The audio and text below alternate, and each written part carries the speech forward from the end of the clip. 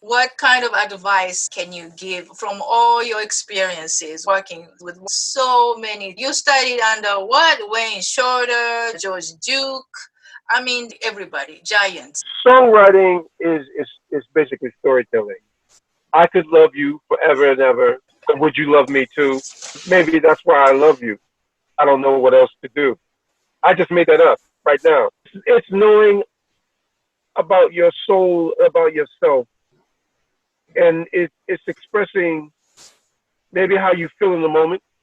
Mm. There are a lot of technical things I could say about what to do that you don't necessarily have to rhyme. You don't necessarily have to make things fit. An interesting thing, David Bowie would just write this story, ground control to Major Tom. If you listen to that, ground control to Major Tom, and if you listen to the Beatles, songbook, you listen to their stuff. I think the Yellow Submarine record was some of the most powerful songwriting. Mm-hmm. And they were listening to everybody. They are epitome of Yeah, songwriters. Yeah. but I think you have to start. I think the best tool to start with is to write about stuff that's right outside of your window. You know, Right, right. we both lived in New York, and you could just walk on the street Oh, yeah. and, and listen to the conversation Yes. right on the street, and pass by somebody yelling and screaming, somebody, guy, Yep. you know, fuck you. They get out of their cab. Yep.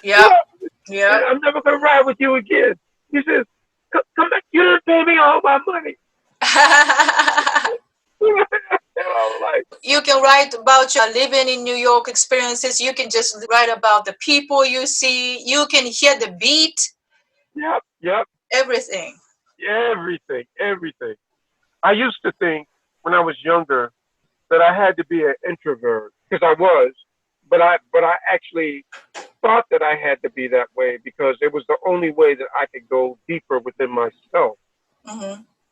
to get what I needed to express myself outward Mm-hmm. to someone. I had to really think about it before I said it. One of the songs that I heard over and over again in my household, my mother used to play over and over again, was James Brown's "Please, Please, Please, Please," and she would play it over and over and over and over again. And I said, "Mom, why do you play that?" And then sometimes she would cry.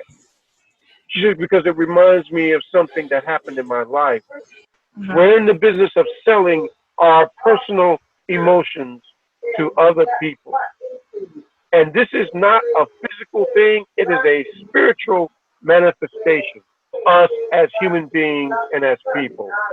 And I think that is the primary essence of a good song.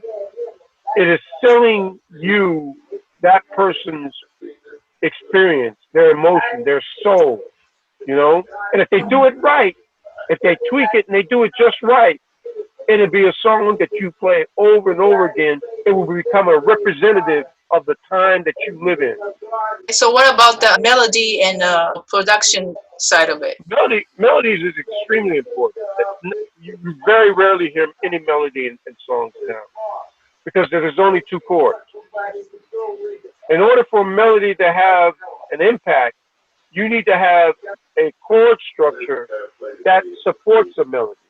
If the song is only two chords, the only option you got is to improvise off of that two chords because the song will become too repetitive. When I was 17 years old, that song, 17 years old, and he keeps singing it over and over again. It's a loop of a loop of a loop of a loop and a loop, and it never goes anywhere else. For some reason, that became a real big hit. But is that good songwriting, or is that something else? There are songs that will stay with me and stay with you for the rest of our lives because of the spiritual essence that was put into that song.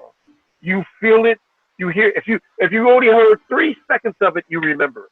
Writing Yes. a melody that people will die before they forget it. I think a lot of the music today, and this is my opinion, nobody will remember. Period. It'd be like toilet paper. Great point. Oscar and Yeah, listeners, I'm sorry, I apologize if you hear any noise because my roommate next yeah. door, they're talking. although I'm in Bahama. Yes, you are. Well, I'm sorry about the noise if you hear anything, but what's the key to collaboration? Because you always worked with all these people. Well, I think the best collaborations you find people, comrade spirits. You find people who identify with life as what you do. You have things in common with each other. I think that's the first thing. In a rhythm section, the best rhythm sections, the musicians have so much in common with each other, experiences, and they lock. It's not that they know each other for a long time, but it's because of the surrender. My guru used to say, love, devotion, and surrender. That's a key Almost, word, surrender. yeah, love for the craft, devotion to it, and being humble enough to surrender to what's happening in the collective, so that you have a lotus flower at the end of it. That's You a know. great advice. Thank you. What advice would you give your 20-year-old self? Oh, that's a good one. Accept change. Accept change in other people. I thought I had life in the box. I packaged it in a very neatly wrapped candy box, Okay. and I had all these things that I put into the box that I comforted me, and I protected it like this. You know, this is my candy box. Don't Mm, touch it. Whether it be relationships or partnerships or new people, you cannot carefully wrap your candy box. yep. You have to leave it open. That's a little bit of a leap of faith. We don't know everything. And another thing is to be able to accept criticism. I do. Accept the criticism because you grow from it. If you take it in the right way, it will be food to get you to the next place where you. Was it a little bit harder for you to take the criticism Yeah, when yeah, you were younger? yeah. I had an exquisite candy box full of goodies and parents and relatives' best wishes. And I was raised to be a special child. My father and my mother told me this, that I was their golden child. I'm their baby that they let go into the world. And so I've always felt protected in that way, right? But that kind of protection kept me from being more freer. It kept me from opening up to people because I was very guarded. Trust wasn't absolute, especially when you're a young person in a room full of adults. And I knew I wasn't an adult. I was smart enough to know I was an adult, and I didn't want to grow up too quickly. And I didn't like being a prodigy, even though I was. I didn't like the attention. I was afraid of the attention that it gave me, and it caused me to overreact in a way. I did what people. You can be a kid who does what people expect you to be. Again, the carefully wrapped box that doesn't change. You keep it. You keep it in the shelf in a glass cage. So now you got double the protection. So it never gets any dust on it. It never has to wash or clean itself. If anybody touches it and puts their fingerprints on it, you immediately go and wipe it off with the cloth, the shining cloth. There it is, my baby is safe. Because they put so much energy into my privacy to study and practice music. Okay. And I think I was most fortunate for that.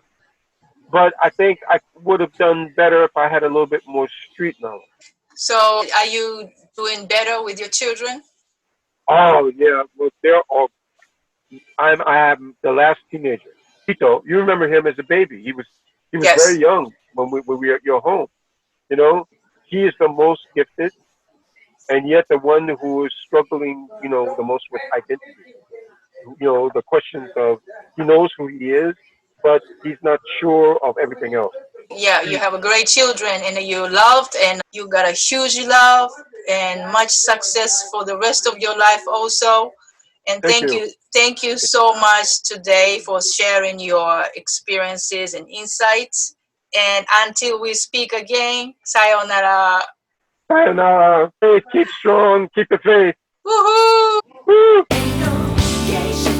Don't forget to click subscribe and hit the bell to get notified about new videos of Songwriters Room or my new music or Japanese series. Thank you for watching.